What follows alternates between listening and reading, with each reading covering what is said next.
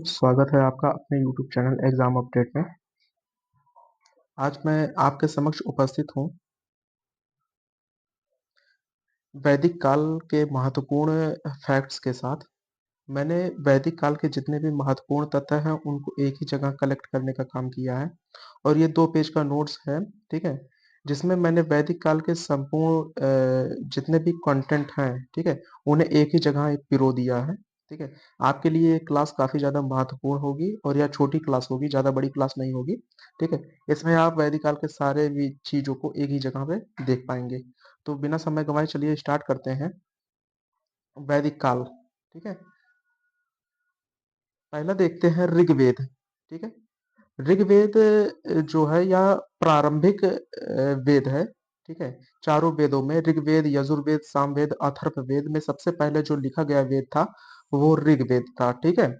और ऋग्वेद में टोटल 10 मंडल हैं, ठीक है? और ऋग्वेद में 21 नदियों का हमें वर्णन देखने को मिलता है, ठीक है? और सबसे जो पश्चिमी नदी है वो है कुबा। नेक्स्ट देखते हैं। और सबसे पूर्वी नदी जो है, ठीक है? सबसे पूर्वी नदी जो सीमा बनाती है वो है गंगा नदी।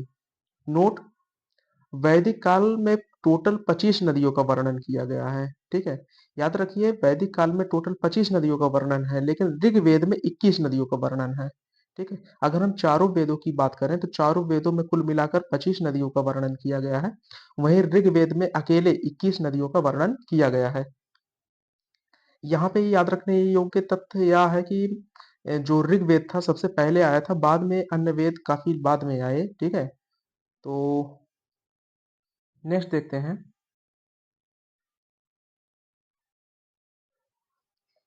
हिरण्ययानी, हिरण्ययानी किसे कहा जाता था? तो याद रखिए सिंधु नदी को हिरण्ययानी कहा जाता था। यह इसलिए कहा जाता था उसके आर्थिक महत्व के कारण, ठीक है? सिंधु नदी उस समय काफी ज्यादा आर्थिक महत्व की नदी हुआ करती थी, इसलिए उसे हिरण्ययानी कहा जाता था। वहीं घग्गर नदी का नाम द्वसदती था, ठीक है? तो घग्गर नदी को क्या कहते थे? द्वसदती कहते थे।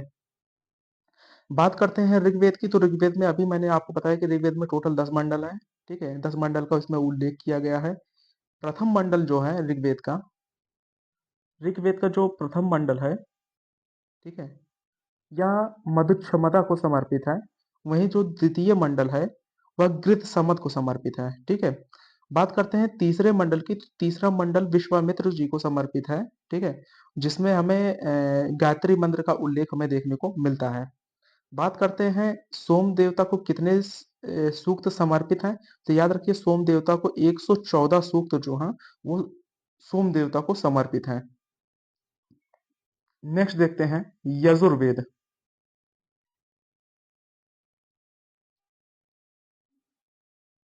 यजुर्वेद के बारे में हम देखते हैं। तो यजुर्वेद का जो स्रोत है, ठीक है? इसमें स्रोत एवं कर्मकांडों का उल्लेख किया गया है। याद रखिए यजुर्वेद जो है 2 भागों में विभक्त है। एक है कृष्ण यजुर्वेद, एक है शुक्ल यजुर्वेद। कृष्ण यजुर्वेद इसमें गद्य एवं पद्य दोनों में लिखा गया है। वहीं हम बात करते हैं शुक्ल यजुर्वेद की, तो यह केवल पद्य में लिखा गया है, ठीक है? सामवेद की शाखाएं। तो सामवेद की याद रखिए कौन कौन सी शाखाएं हैं? कौमुदनीय है, राणायनीय है, जैमिनीय है, ये सभी सामवेद की शाखाएं हैं। बात करते हैं कृष्ण यजुर्वेद की। तो कृष्ण यजुर्वेद में तैतरीय, मैत्रायणी, काठक एवं कपिस्थल, ठीक है? और वहीं शुक्ल यजुर्वेद की बात करते हैं तो इसमें सतपथ ब्राह्मण जो है वो किससे संबंधित है? वो शुक्ल यजुर्वेद से संबंधित है। यह सतपथ ब्राह्मण अत्यंत इंपॉर्टेंट है, ठीक है? यहाँ से क्वेश्चन पूछा जाता है कि सतपथ ब्राह्मण किससे संबंधित है? तो शुक्ल यजुर्वेद से। नेक्स्ट देखते हैं गार्गी याज्ञवल्क संवाद। गार्गी याज्ञवल्क संवाद जो है इसका वर्णन किया गया है बृहद आरण्यक उपनिषद में, ठीक है? याद रखिए बृहद आरण्यक उपनिषद जो है वो सबसे बड़ा उपनिषद माना जाता है, जिसमें गार्गी और याज्ञवल्क संवाद का उल्लेख किया गया है। नेक्स्ट देखते हैं मोक्ष की प्राप्ति का चर्चा किसमें किया गया है, ठीक है? मोक्ष की प्राप्ति का चर्चा किसमें है? तो याद रखिए मोक्ष की जो प्राप्ति की जो चर्चा की गई है, ठीक है? वे श्वेताश्वर उपनिषद में की गई है। कहाँ पे? श्वेताश्वर उपनिषद में, ठीक है? इसे याद रखने का ट्रिक ये है कि जिस व्यक्ति को मोक्ष प्राप्त हो जाता है तो वह श्वेत वस्त्र धारण कर लेता है। यह एक कहा जा सकता है, ठीक है? एक कथन है, इस प्रकार हम याद रखते हैं कि जिस व्यक्ति को ज्ञान प्राप्त हो गया, मोक्ष प्राप्त हो गया, वह श्वेत वस्त्र धारण करता है, ठीक है? तो वरुण सूक्त, वरुण सूक्त में सुनह सेप आख्यान की चर्चा की गई है। अब सुनह सेप आख्यान में आखिर है क्या? तो याद रखिए, सुनह सेप आख्यान में वर्णन है कि पिता जो है पुत्र को बेच सकता है। ठीक है।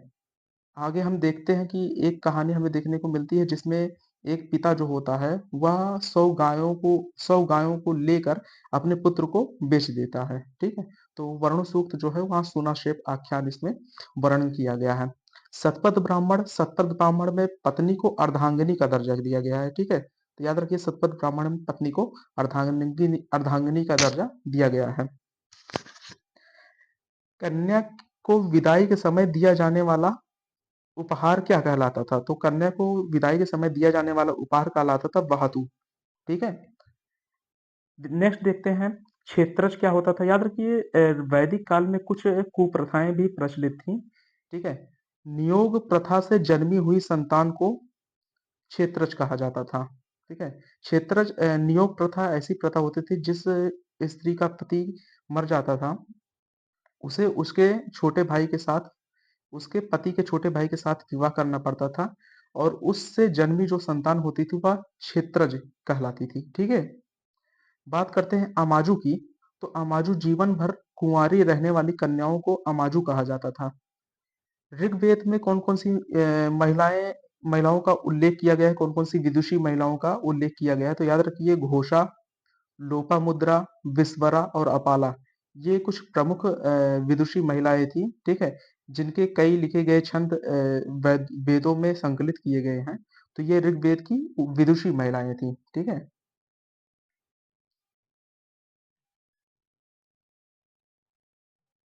नेक्स्ट देखते हैं ऋग्वेद। ऋग्वेद का जो तीसरा मंडल है, ठीक है, ऋग्वेद का जो तीसरा मंडल है, याद रखिए, यह गायत्री मंत्र इसमें उल्लेखित है। और गायत्री मंत्र के रचनाकार किसे माने जाते हैं? गायत्री मंत्र किसने लिखा था? तो ऋषि विश्वामित्र ने लिखा था। ठीक है। सातवें मंडल में दशराग युद्ध का वर्णन है। ठीक है। जिसमें राजा सुदास जो थे वो, राजा सुदास और 10 कबीलों के बीच में यह युद्ध लड़ा गया था। ठीक है। जिसमें पुरु और कुरु कबीले जो थे वो बड़े कबीले थे। ठीक है। अनु, दुह, दुर्वस, ऋषि, पथ, भलानस आदि अन्य कबीले थे। ठीक है। ये सभी कबीलों के नाम हैं। तो राजा सुदास जो थे वो विजयी रहे थे। और यह जो युद्ध लड़ा गया था वो पौरुषणी यानी कि रावी नदी के तट पर यह युद्ध लड़ा गया था। ठीक है। याद रखिए, दसराग युद्ध में इसका वर्णन इसलिए है क्योंकि जो राजा सुदास थे उन्होंने अपने पुरोहित के स्थान से ऋषि विश्वामित्र को हटाकर वशिष्ठ ऋषि को अपना पुरोहित बना दिया था, जिससे ऋषि विश्वामित्र नाराज हो गए और 10 कबीलों को इकट्ठा किया राजा सुदास के खिलाफ। और राजा सुदास और उन 10 कबीलों का जो युद्ध है वो पौरुषणी नदी के किनारे लड़ा जाता है, जिसमें राजा सुदास जो है वो विजयी रहते हैं। ठीक है। तो या इसका जो दसराग युद्ध इसे नाम दिया गया, इसका वर्णन कहाँ पे किया गया है? याद रखिए, इसका वर्णन ऋग्वेद के 7वें मंडल में किया गया है। नेक्स्ट, नौवां मंडल। नौवां मंडल जो है वो सोम देवता को समर्पित है। ठीक है। नौवां मंडल किसको समर्पित है? नौवां मंडल सोम देवता को समर्पित है। सोम देवता को। 10वां मंडल। 10वां मंडल में पुरुष सूक्त में, ठीक है, वर्ण व्यवस्था की चर्चा की गई है। पूछेगा कि वर्ण व्यवस्था की चर्चा ऋग्वेद में किस मंडल में की गई है? तो याद रखिए, ऋग्वेद के 10वें मंडल में, ठीक है, पुरुष सूक्त में जो है वर्ण व्यवस्था की चर्चा की गई है। नेक्स्ट देखते हैं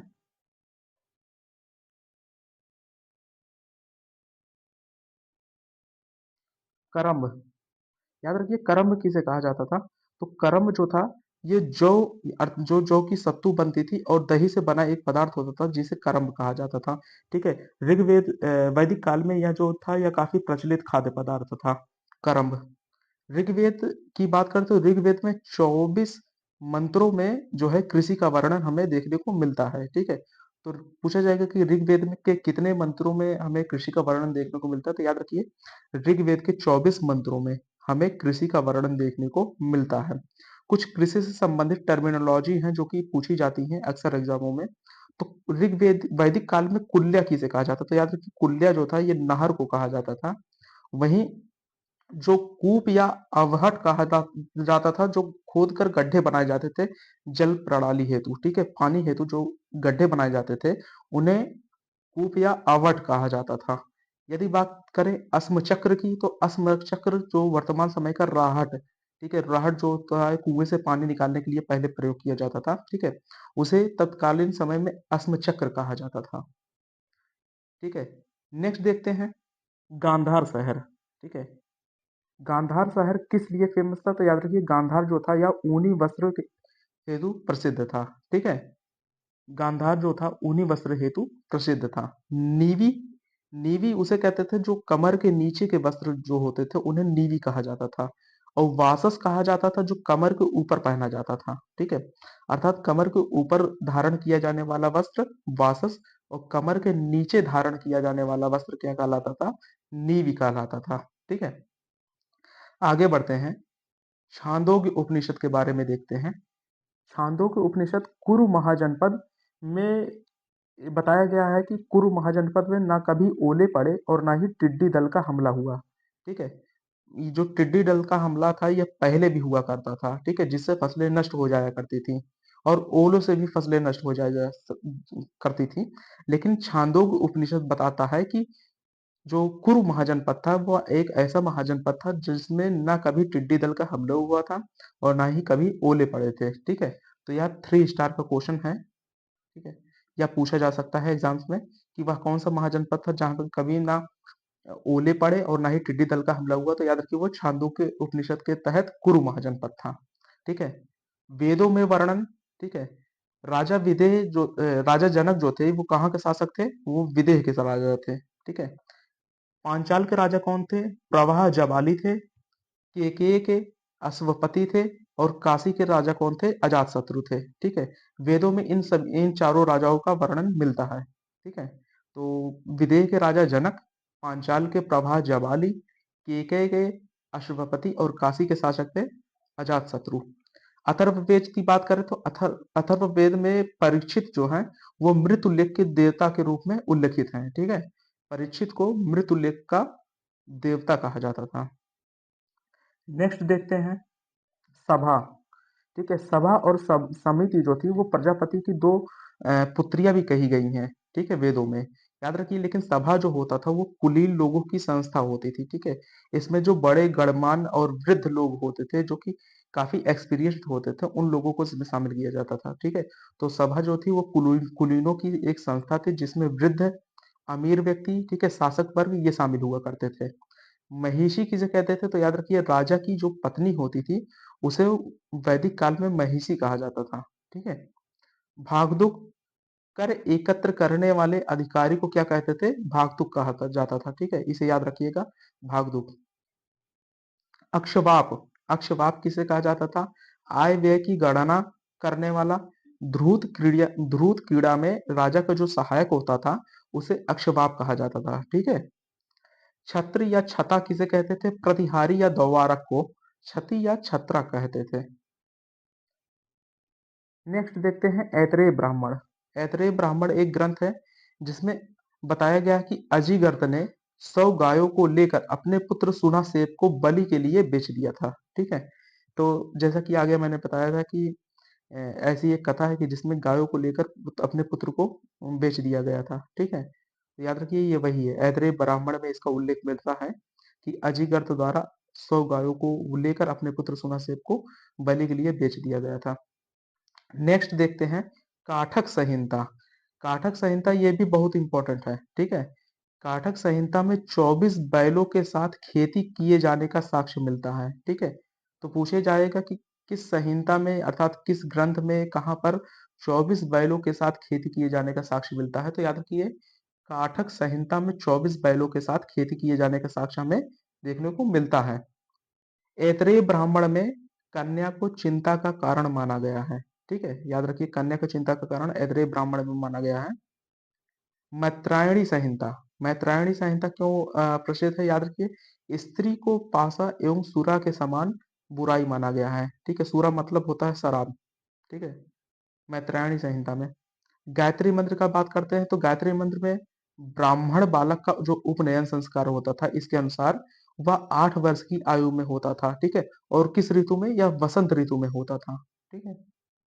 ब्राह्मण बालक का उपनयन संस्कार 8 वर्ष की आयु में बसंत ऋतु में हुआ तो होता था। अगर हम बात करें क्षत्रिय बालक के उपनयन संस्कार की, तो याद रखिए क्षत्रिय बालक का जो उपनयन संस्कार होता था वो त्रिष्टुप मंत्र के आधार पर होता था। ठीक है।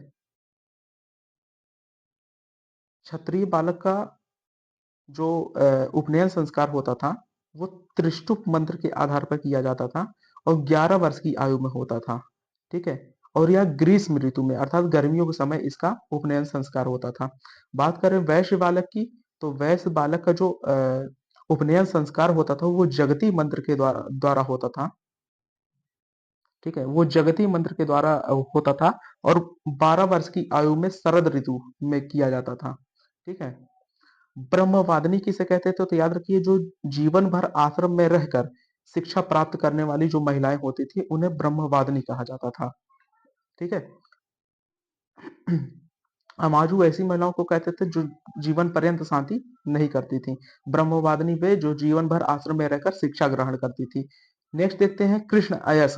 याद रखिए लोहे को क्या कहा जाता था, कृष्ण अयस कहा जाता था।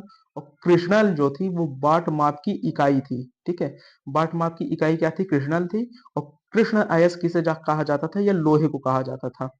बात करते हैं शतपथ ब्राह्मण की, तो शतपथ ब्राह्मण में पुनर्जन्म के सिद्धांत का वर्णन किया गया है। ठीक है। तो पूछा जाएगा कि पुनर्जन्म का सिद्धांत का वर्णन कहाँ किया गया है, तो याद रखिए शतपथ ब्राह्मण में। ऋग्वेद, ऋग्वेद आखिर क्या है, तो स्रोत एवं प्रार्थनाओं का एक संकलन है ऋग्वेद। वहीं यजुर्वेद की बात करें तो यजुर्वेद जो है संगीत में स्रोतों स्रोत जो है उनका संकलन है। सामवेद की बात करते हैं तो सामवेद में संगीत या गायन का उल्लेख हमें मिलता है। याद रखिए संगीत की जो शुरुआत हुई थी वो सामवेद को ही माना जाता है। ठीक है। जिसमें 7 स्वर की उत्पत्ति जो है यहाँ से माना जाता है। ठीक है। सारे गामा पाधा नीसा। ठीक है।